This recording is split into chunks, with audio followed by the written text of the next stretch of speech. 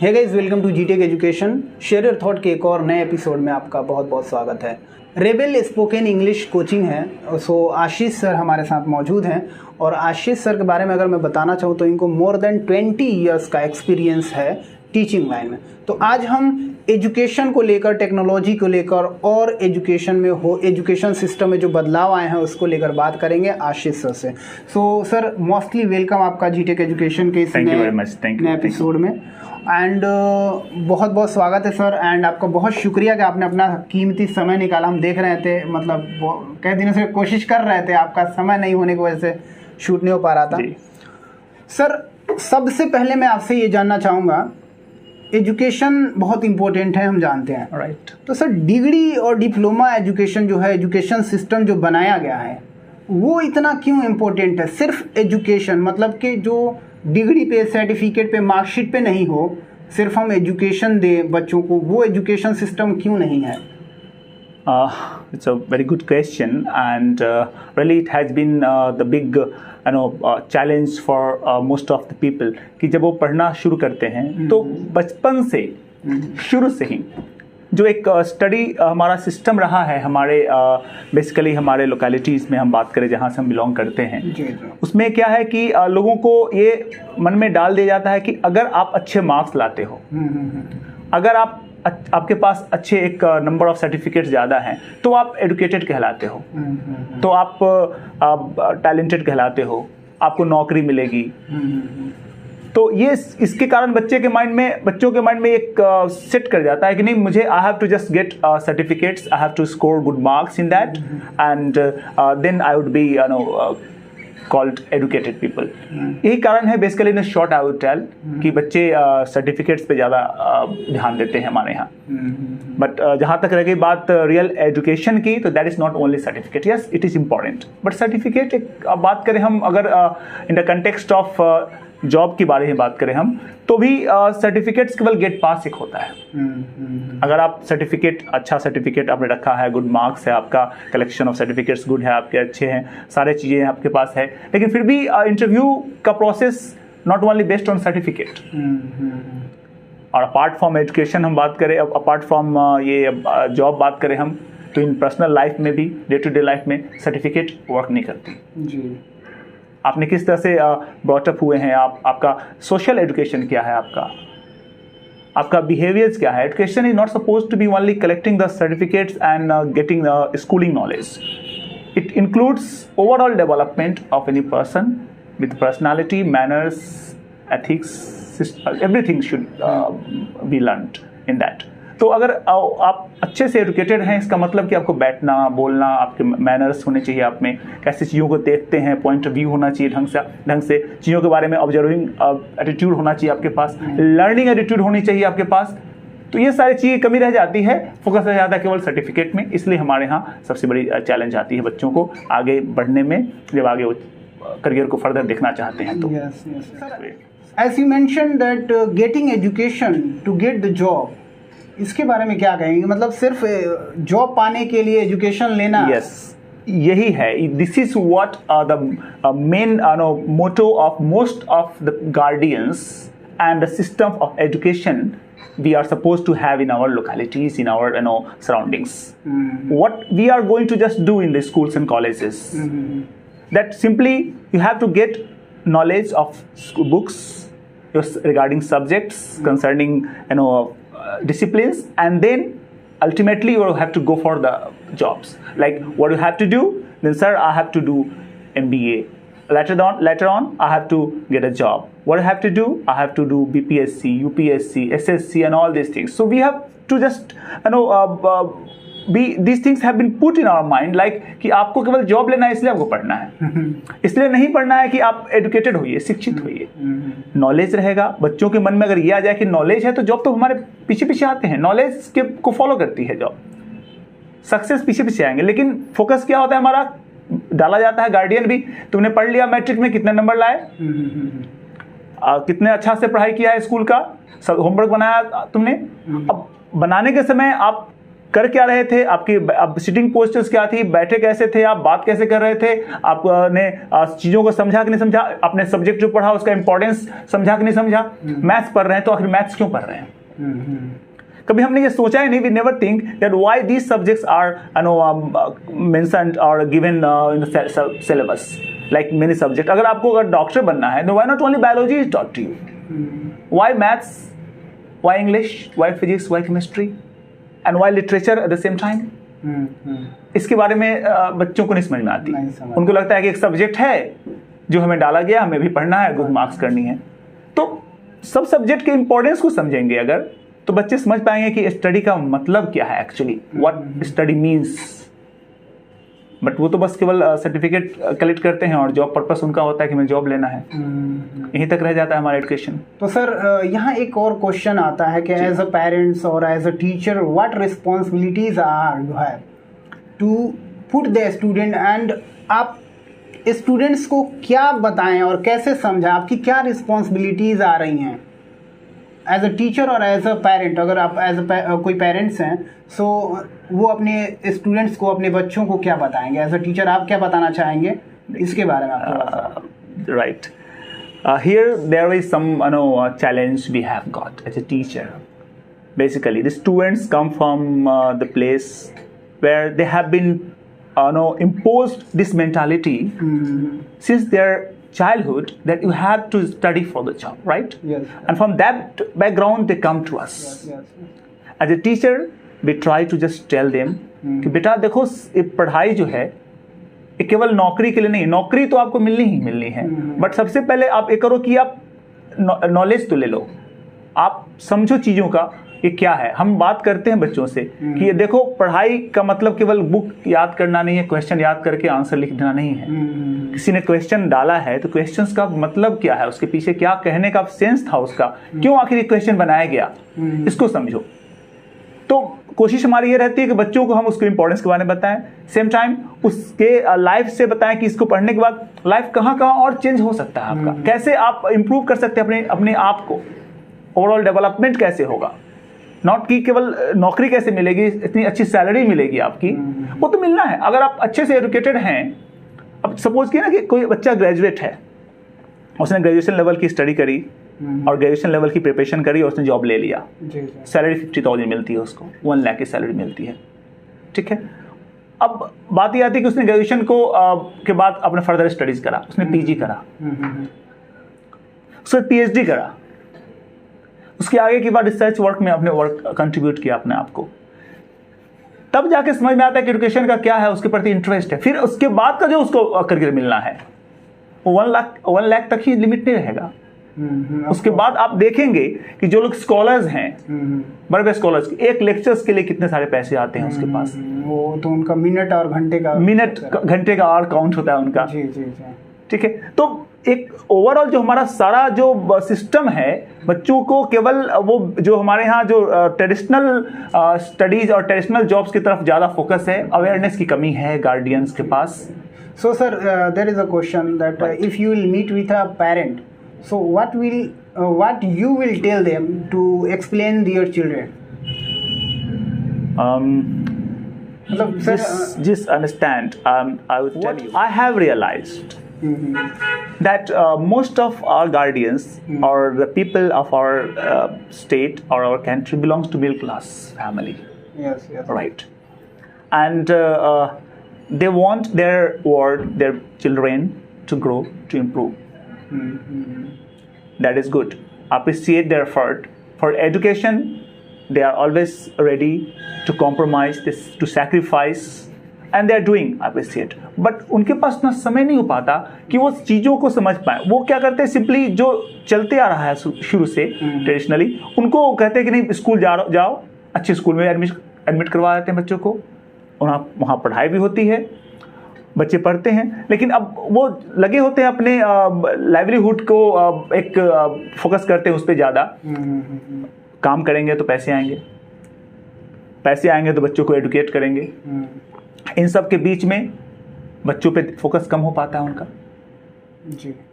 तो ये चैलेंज है, ये एक यूनिवर्सल हमारा कह सकते हैं कि इशू है हमारे देश का, कि हमारे यहाँ मिडिल क्लास फैमिलीज ही सबसे ज़्यादा हैं और उनके एजुकेशन पे खर्च भी कर रहे हैं वो, लेकिन उनके पास टाइम ज़्यादा नहीं है अपने बच्चों को देने के लिए।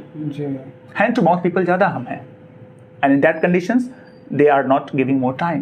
तो एज ए टीचर और एज जो हमारे यहाँ जो एजुकेशन सिस्टम है, हमें रिस्पॉन्सिबिलिटी लेनी होगी अवेयरनेस का। जब बच्चे 6 to 8 आवर्स स्कूल में स्पेंड करते हैं, वहाँ जो टीचर्स हैं उनको एक अलग से एक मोटिवेशनल कोर्स क्लासेस, एक अवेयरनेस प्रोग्राम, एक करियर काउंसलिंग प्रोग्राम उनको वहाँ से शुरू देना चाहिए जी। ताकि वो बच्चे समझ पाए इंपॉर्टेंस ऑफ एजुकेशन और फर्दर उनको आगे करना क्या है इसके बारे में वो एक्चुअली अंडरस्टैंड कर पाए।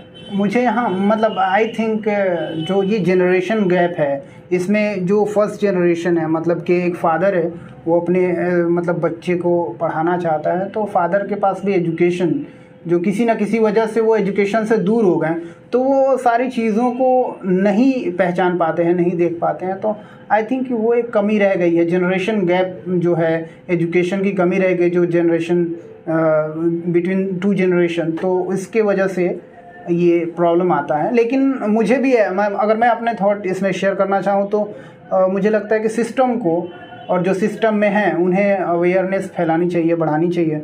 और जो आप जैसे टीचर हैं, जो मतलब मैं देखता हूँ आपके काम को, तो इस तरह के जो मतलब एक्स्ट्रा करिकुलम्स हैं जिसको आप मतलब प्रोवाइड करा के स्टूडेंट्स को अवेयर करते हैं, तो ये चीज़ें धीरे धीरे मतलब आगे होंगी।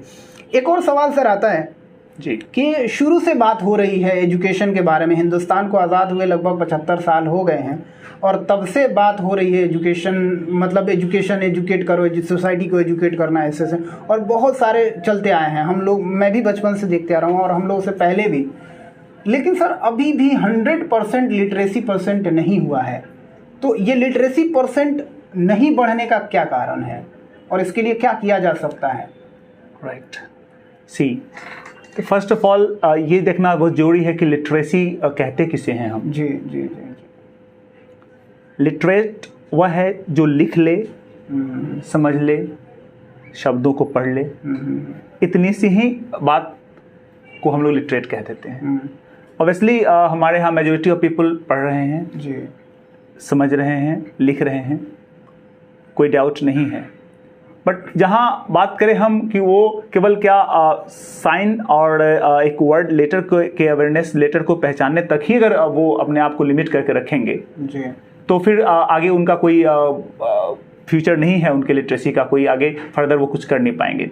और ये इतना ही तक लिमिट इसलिए हो पा रहा है, बहुत सारे फैक्टर्स हैं, बहुत ज़्यादा मैं आपको उस अदर फैक्टर्स की तरफ नहीं ले जाना चाहूँगा। लाइक इसमें एक पॉलिटिकल इश्यूज भी मुझे कई बार दिखा लगता है, एज एक्सपीरियंस मैंने किया है इसमें, कि कई सारे लोग हैं, एक कम्युनिटी है, political community I would tell, कि हो सकता है कि वो चाहते ना हो कि नहीं लिटरेट हो, इसके लिटरेट होएंगे people, then they will understand and they will not be manipulated, कि उनको मुश्किल होगा कन्विंस करना, लाइक डाइवर्ट करना। तो एक ग्रुप ऑफ पीपल तो है ही हमारे साथ। दूसरा सबसे बड़ा चैलेंज है कि जो गवर्नमेंट स्कूल है, ज़्यादातर बच्चे हमारे आज भी, चूँकि सब लोग अफोर्ड नहीं कर सकते प्राइवेट स्कूल की स्टडीज़। आज देखते हैं हम लोग कितना महंगा हो गया हमारे स्कूल के स्टडीज़। आज एक स्टैंडर्ड 1 के स्टूडेंट्स को अगर पढ़ाना है अच्छे स्कूल में तो it will not cost less than 2000 to 3000 rupees. एक जनरल स्कूल्स की बात करें हम, let alone the higher schools like DPS and हम लोग DAV की बात छोड़ दें, सिंपल जो हमारे चारों तरफ जो स्कूल है, छोटे छोटे स्कूल्स हैं, प्राइवेट स्कूल की कंडीशन ये है। तो इतना एफर्ट करना, अगर अब एक फैमिली में अगर 3 बच्चे हैं और एक बच्चे के ट्यूशन फी ही 2000 रुपीज़ हो जाता है, तो 6000 रुपीज़ तो उसके केवल ट्यूशन फी में जाएंगे, स्कूल के ट्यूशन फी। अगर उनके स्टेशनरीज हैं, अदर चीज़ें हैं, so they have to spend lot of money on that also. तो 10,000 रुपीज़ अगर बच्चे के एजुकेशन पे खर्च करें तो what are the average earning of the people? 15,000 rupees होता है हार्डली। 15 to 20,000 रुपीज़ में ही हम मिडिल क्लास फैमिली है। तो 10,000 अगर हम वहाँ स्पेंड कर दें प्राइवेट स्कूल के बच्चों के स्टडीज़ पे, तो हम फिर घर चलाना मुश्किल हो जाता है। इसलिए हम भेजते हैं गवर्नमेंट स्कूल में, बच्चों को नहीं कर पाते एफर्ट। अब गवर्नमेंट स्कूल जहां फ्री ऑफ कॉस्ट एजुकेशन तो देती है, क्योंकि हमारे यहाँ शिक्षा फ्री ऑफ कॉस्ट है बाय गवर्नमेंट, लेकिन क्या डोंट यू थिंक कि प्रॉपर एजुकेशन जो होना चाहिए स्कूल में, गवर्नमेंट स्कूल की स्थिति अभी थोड़ा पिटिएबल है, वेरी मच माइजरेबल है। आई वुड टेल स्कूल्स हैं तो केवल टीचर्स एब्सेंट हैं, टीचर्स हैं तो वहाँ फैसिलिटीज़ नहीं हैं, फोकस बच्चों को क्या है, एक मिड डे मील है उसको दिया गया, बच्चे को केवल खाना खिला के छोड़ दिया गया, उनको शिक्षित नहीं करने की कोशिश करते हैं लोग। तो वहाँ एक बहुत ज़्यादा एक केयरलेसनेस है उस पूरे सिस्टम में, हमारे गवर्नमेंट स्कूल सिस्टम में आई वुड टेल। तो अगर वहाँ से अगर सही हो जाए then we can improve to much extent. Schemes है हमारे पास, there are many initiatives, government initiatives है हमारे पास, प्रोग्राम है for education, but that has not been implemented properly in order to just impart proper education to the majority of the people, those who are really cannot afford to go to government private school. तो ये बड़ा challenge रहता है हमारा। Sir you mention a word good school in our conversation you mention, and also I also use that good education and good school. So मुझे एक मेरे जहन में सवाल आता है कि क्यों, मतलब whenever we talk about the government schools तो हमें पता चल जाता है कि नहीं वो मतलब वो क्वालिटी एजुकेशन की बात नहीं कर रहे हैं, but when we discuss about the private colleges, private schools, तो वहाँ पे एक आ जाता है कि ये क्वालिटी एजुकेशन देंगे। तो ये मतलब जो थॉट है ये क्यों आया, और ये इसको दूर करने का क्या रीज़न हो सकता है? मतलब डीपीएस की आपने बात किया, मतलब डीपीएस में हर आदमी, हर मिडिल क्लास का आदमी अपने बच्चों को नहीं पढ़ा सकता है, और वो फिर वो क्या कोई ऑप्शन नहीं है तो वो मतलब गवर्नमेंट स्कूल में भेज रहा है।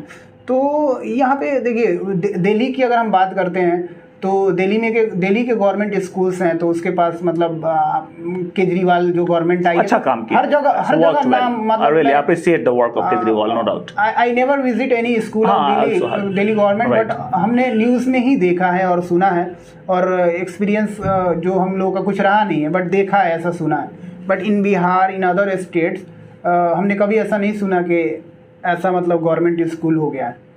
तो ये जो थॉट आता है government school means bad education या not good quality of education is not present there, तो ये मतलब कैसे, इसके बारे में आप क्या कहेंगे कि एक प्राइवेट स्कूल या प्राइवेट कॉलेज क्वालिटी एजुकेशन की बात करती है और दे रही है, बट गवर्नमेंट स्कूल या गवर्नमेंट कॉलेजेस क्वालिटी एजुकेशन का उधर ध्यान ही नहीं जाता है?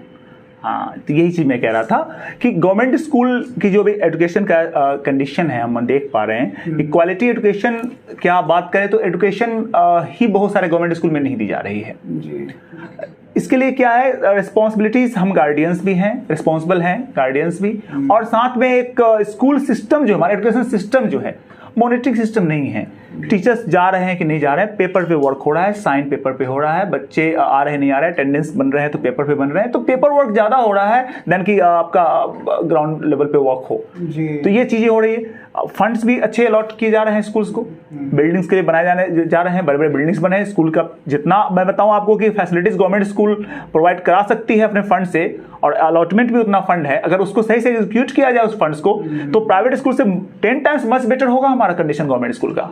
एक दो गवर्नमेंट स्कूल्स हैं जिसका आप देखेंगे एग्जाम्पल, इसके जिसको मैनेज किया गया है और वहाँ पे अच्छी एजुकेशन दी जा रही है, तो फंड्स की प्रॉब्लम नहीं है, गवर्नमेंट इशू कर रही है। बीच में जो ये मैनेजमेंट जो हमारा जिस फंड्स अलॉटमेंट के बाद और सारे जो सिस्टम में मॉनिटरिंग सिस्टम के जो है हमारे जो कंसर्निंग डिपार्टमेंट, यहाँ इतना करप्शन है हमारे यहाँ। आई एम सॉरी कि मैं कह रहा हूँ, डायरेक्टली ब्लेम कर रहा हूँ उनको, नहीं करना चाहिए, बट जो है मैं थोड़ा I don't hesitate to tell, I don't affair to tell this, right, the fact कि वहाँ पे सिर्फ इतना ही है कि चलो स्कूल एक है, नॉमिनली स्कूल इज सेट, बच्चे का एडमिशन है, एनरोलमेंट भी बच्चों का है, बट बच्चे आए नहीं आए डजंट मैटर, बच्चे का अटेंडेंस बन जाना चाहिए, फाइनली एग्जामिनेशन के समय बच्चे का फॉर्म भरा देना चाहिए, बच्चे एग्जाम भी देंगे और बच्चे पास ऑब्वियसली करते हैं, कहीं कहीं ट्यूशन लेते हैं या फिर अनफेयर मीन्स भी होता है, हमारे यहाँ बहुत तरह के चीज़ें हैं, तो उसके पास करने के बाद बच्चे पास कर जाते हैं। तो एक गवर्नमेंट भी अपना मेंटेन कर लेती है डेटा कि इतने लोगों को मैंने एडुकेट कर दिया,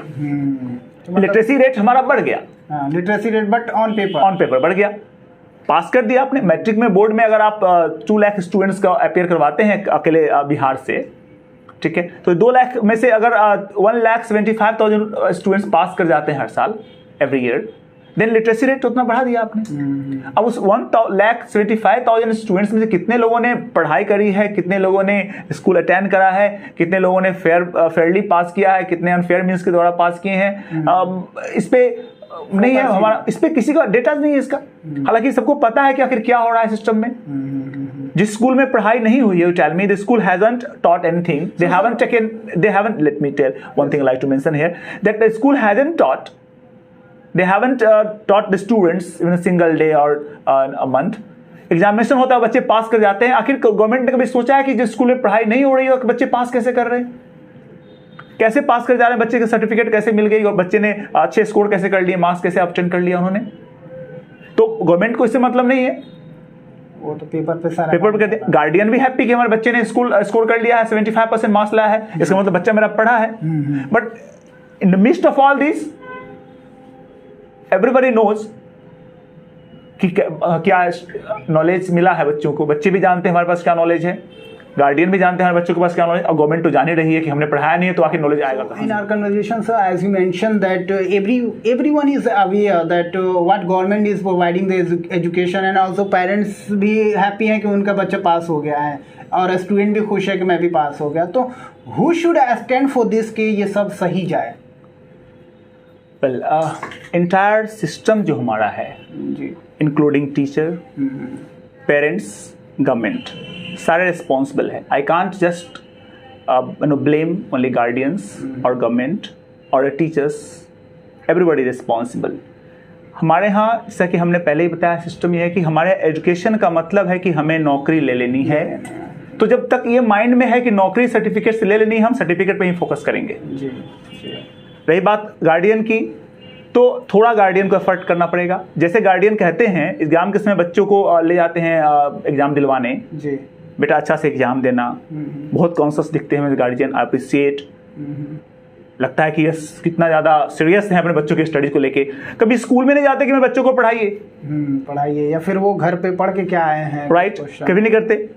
स्कूल के टीचर को ये नहीं कहते कि आप क्लास क्यों नहीं ले रहे हैं। आप देखेंगे कि रोड मार्च हो जाता है अगर थोड़ा सा स्ट्रिक्ट एग्जामिनेशन हो गया तो, राइट।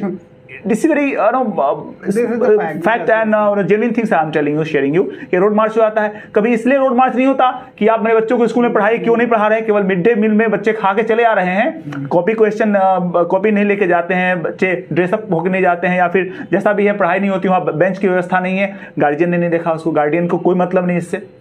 केवल एग्जाम अच्छा से होना चाहिए, एग्जाम में उनको रिलैक्सेशन मिलनी चाहिए, बच्चे को भी रिलैक्सेशन मिलनी चाहिए, सब सिस्टम में ही होना चाहिए। तो वहाँ पे करना पड़ेगा शुरू से ही कि गार्डियन थोड़ा सा अवेयर हो कि एक बार वीक में जाए तो इतना तो समय निकाल सकते हैं अपने बच्चों के करियर के लिए। जी। कि आप स्कूल में जाइए, जिस स्कूल में आपके बच्चे हैं उस स्कूल में 10 गार्डियन मिलकर जाइए, वहाँ पे टीचर से बात कीजिए, प्रिंसिपल से बात कीजिए कि आप क्लास लीजिए मेरे बच्चे को। टीचर्स बोलेंगे कि बच्चे नहीं आते, मैं भेजता हूँ अपने बच्चे को, बाकी सारे बच्चों का नहीं लिया है मैंने अपने रिस्पॉन्सिबिलिटी, मेरे बच्चे जाएंगे, 10 गार्जियन के बच्चे जाएंगे, आप उनको पढ़ाइए। एक शुरुआत तो होगी वहां से। अब 10 बच्चे जाएंगे पढ़ने जाएंगे तो 10 बच्चे पढ़ना शुरू करेंगे, उनको देख के अदर लोग अवेयर होंगे। तो एक गार्डियन को वहां से होना पड़ेगा रिस्पॉन्सिबल। दूसरा कि गवर्नमेंट को भी आपने पैसे दिए हैं, सीसीटीवी कैमरा लगा देते हैं, आप सारा अरेंजमेंट करते हैं, आपने फंड्स दे रखा है इतना सारा, पर बच्चे को पास करने पे आप 10,000, 15,000, 25,000 रुपीज दे रहे हैं, इन्वेस्टिंग लॉट ऑफ मनी। ठीक है, एक मॉनिटरिंग सिस्टम तो डाल दीजिए आप वहां पे कि भाई वीकली रिपोर्ट देना है आपको, क्या पढ़ाया आपने, लेसन प्लान करो। प्राइवेट स्कूल में क्या होता है, लेसन प्लान होता है, आपको हायर किया गया है, आप नहीं अच्छा से पढ़ाएंगे आपको टर्मिनेट करते हैं, आपको फायर कर दिया जाता है जॉब से, आपको निकाल दिया जाता है, you would not be entertained now. तो इस तरह से आप वहां पे लगाइए कि आप अगर नहीं पढ़ाते हैं, लेसन प्लान में नहीं दिया आपने, एक मॉनिटरिंग सिस्टम में अगर आप पकड़े जाते हैं पढ़ाए नहीं पढ़ाते हुए, स्कूल नहीं चलती है, वीडियो रिकॉर्डिंग करवाइए आप क्लास में, कितने बच्चे आ रहे हैं आपके यहाँ रिकॉर्ड करो, वीकली भेजो इसको, आप हमारे रिपोर्ट मेंशन करो, सारा सिस्टम ठीक हो जाएगा। जी ऑफ कोर्स सर, तो यही सब है। जी सर, एक क्वेश्चन ये आता है कि मतलब अभी हम जो अभी एजुकेशन सिस्टम अभी चले आ रहा है तो इसमें इंग्लिश लैंग्वेज की बड़ी बात होती है, तो English language why most important for this generation. English language इस जनरेशन में आप कहीं भी जाइए तो मतलब जो अभी का रेशियो है इंग्लिश कोचिंग और क्लासेस का, ये 10-20 साल पहले इतना नहीं था। अभी इस जनरेशन के लिए इंग्लिश इतना इम्पोर्टेंट क्यों हो गया है? Well as we know, the world has got globalized. Yes, yes, yes. In this global world, we cannot imagine to sit at one place and wait for the things happening around. Yes. We are connected to the people around the world. We are connected to the science and technologies, to the development of all the things now. This context, if you are not knowing that sub language, if you're not having the English communication, you're not supposed to be with the race. आप पिछड़ जाएंगे कहीं ना कहीं. चारों तरफ आप देख रहे हैं कि हर आदमी, हर कंपनीज में एक दूसरे से कनेक्शन है, एक दूसरे से जुड़े हुए हैं.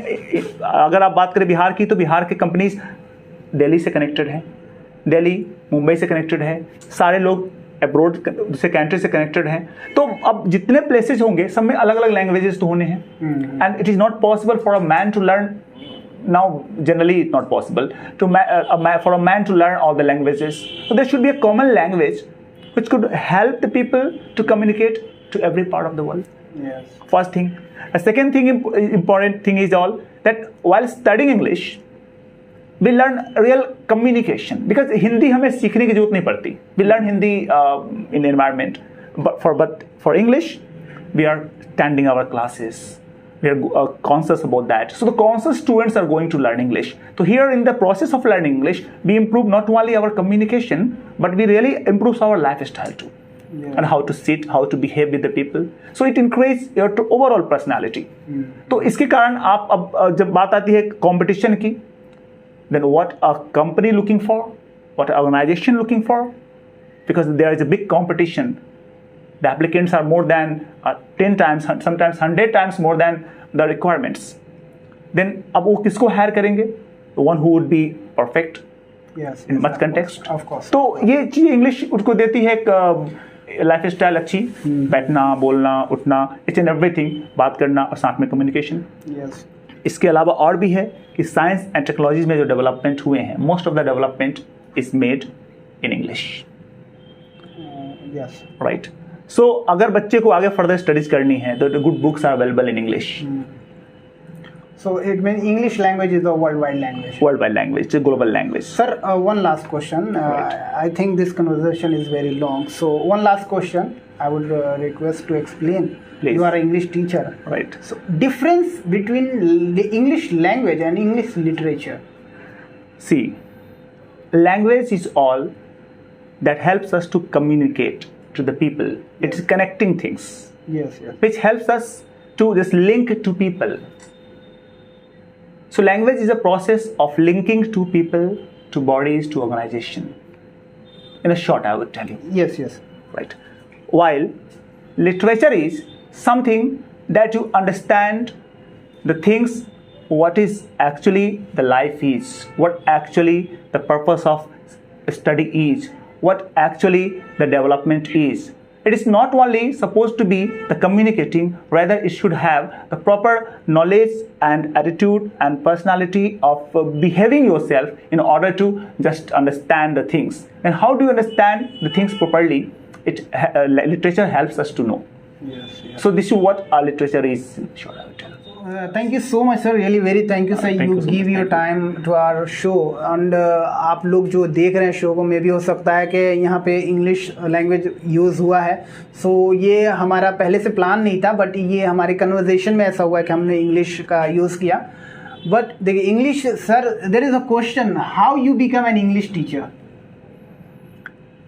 See, it's been long when I just studied like other students. I too am the student of Bihar board, you know. Yeah. And you know the Bihar board students की English कैसी रहती है? Like other students, I too was poor at English. Initially, I felt many embarrassment, and I was not able to understand or to interpret in English, to communicate in English. So बड़ा मुझे feel होता था ये चीज़ें जब मैं when I just passed my matriculation from Jamshedpur. I have been educated there, and also I have done my matriculation, intermediate, graduation from there itself. तो वो सारे पढ़ाई मैंने वहाँ से हुई. बट इंग्लिश शुरू में मैट्रिक के समय तक बड़ा कमज़ोर हुआ करता था, बिहार बोर्ड से मैं था. तो उस समय क्या दिक्कत होती थी कि जब हमारे बहुत सारे फ्रेंड्स थे, सब लोग इंग्लिश बोलते थे, तो मैं बड़ा अपने आप को उसमें एम्बैरेस्ड फील करता था, असेम्ड फील करता था। तो मुझे लगा कि नहीं, कहीं ना कहीं मुझे इंग्लिश पे वर्क करना चाहिए। मुझे इतना नहीं पता था कि इंग्लिश बहुत मतलब मैं टीचर ही बनूंगा या फिर मैं इंग्लिश इतना इंपॉर्टेंट है इसलिए मैं सीख लूँ। उसमें सिर्फ इतना ही समझ में आया कि मुझे इंग्लिश बोलना है बिकॉज मेरे फ्रेंड्स, मेरे दोस्त, क्लासमेट्स इंग्लिश बोलते हैं एंड आई डोंट। तो बस मैंने सीखना शुरू किया, घर पे प्रैक्टिस करा, टीचर से हमारे हेल्प लिए स्टडीज़ किया। और जब जैसे थोड़ी थोड़ी इंग्लिश मुझे आने लगी, मैंने इसको क्या किया कि मुझे लगा, सर ने मुझे बताया, एक टीचर थे हमारे, गैरी थॉमसन सर थे, वहाँ पे मैथ्स के टीचर थे। मैं always tell and really thankful to him and from the bottom of my heart कि वो मैथ्स के टीचर होने के बावजूद उन्होंने मुझे इंग्लिश को बताया, इंग्लिश के बारे में इंपॉर्टेंस को बताया और इंग्लिश में गाइड भी करते थे मुझे। उन्होंने कहा कि भाई बेटा देखो, तुम इंग्लिश बोलना चाहते हो, इंग्लिश लिखना चाहते हो, तो घर पे भी इंग्लिश पे ध्यान देना पड़ेगा। और मैंने ध्यान देना शुरू कर दिया। जो बताते थे वो मैं वैसे फॉलो करता था। लंबी स्टोरी है, फॉलो करता था बेसिकली शॉर्ट में तो बता दूं, मैं तो करता था। और फिर उन्होंने कहा कि थोड़ा इसको ना लोगों को बताना शुरू करो, लोगों से बात करो, डिस्कस करो। बस मैंने ना बस पढ़ाना शुरू कर दिया इंग्लिश बच्चों को, थोड़ा सा सीख लो भाई, ताकि मेरा रिवीजन हो। अपने रिवीजन के लिए पढ़ाना शुरू किया। बड़ा इंटरेस्ट आया मुझे, जैसे से मुझे इंग्लिश में मैं जानने लगा, जैसे से मुझे इंग्लिश बोलने आने लगा, मैं I started speaking, I started talking to the people, that people started appreciating me. Ashish, you are speaking English, wow, it's great. Then I felt happy. और देयर क्या हुआ कि वहां से मुझे मोटिवेशन मिला कि मुझे और अच्छा करना है। और फिर मैंने पढ़ाना ही शुरू कर दिया इंग्लिश। मुझे लगा कि इंग्लिश लोगों को ज़रूरत है। उसके बाद जब मैं एक अच्छी इंग्लिश करने लगा, बोलने लगा, I started from my point of view, I thought that I am speaking good. मुझे लगा कि नहीं, और बाकी लोग भी हमारे थे जिनको इंग्लिश नहीं आती थी, तो मैंने सोचा कि नहीं, उनको भी इंग्लिश थोड़ा बताओ ताकि वो भी समझे इंग्लिश को, वो भी अपनी पर्सनालिटी को इंप्रूव करें, they could just talk to somebody, कि जो एम्बैरेसमेंट मैं फील किया नहीं करे। और मैंने बस पढ़ाना शुरू कर दिया। और from there onward I haven't stopped my self and I'm continue. You are a successful teacher. Yes, of course you are a successful. Yes, I'm trying my best, still trying to get success, because success is a continuous process, I think. Yes. And मैं तो बस अभी कोशिश ही कर रहा हूँ, I'm trying my best. Of course, sir. And really very thank you so much for giving us precious time. Thank you very much too. At last, sir, I would request, please explain and tell about your coaching. That where it is situated and students can come here and learn from you. Well, this Rebel Spoken English is situated at Yadav Chowk, Hajipur Vaishali. So the students, those who are really feeling embarrassed and don't just do better in their life because of lack of English, please do come, learn. We are all here to help you. You will feel a very familiar or healthy environment to improve your English. Come, we are with you all the time. Thank you. And also guys, इस video के description में sir के मतलब इनका हम कुछ जो भी हो ईमेल आईडी या मोबाइल नंबर हम मेंशन कर देंगे और इनका एड्रेस भी मेंशन कर देंगे। मैं इनके बारे में जानता हूं और मेरा छोटा भाई जो कैमरे के पीछे है, he is a student of him और ये उसको पढ़ाते हैं। मैं इनके बारे में बहुत अच्छे से जानता हूं and I know and I think जब आप यहाँ आएंगे तो ऑफकोर्स आपको एक जो क्वालिटी एजुकेशन की बात हो रही थी ज़रूर आपको मिलेगा और इंग्लिश लिटरेचर और लैंग्वेज बहुत अच्छे से आप समझ पाएंगे। सो आई वुड रिक्वेस्ट कि आप इनके यहाँ विजिट कीजिए, इनसे सीखिए, of course you will grow. And thank you so much for watching this video. Please if you like this video, subscribe our channel and press the bell icon and like the video. Thank you so much. Like this video for Ashish sir.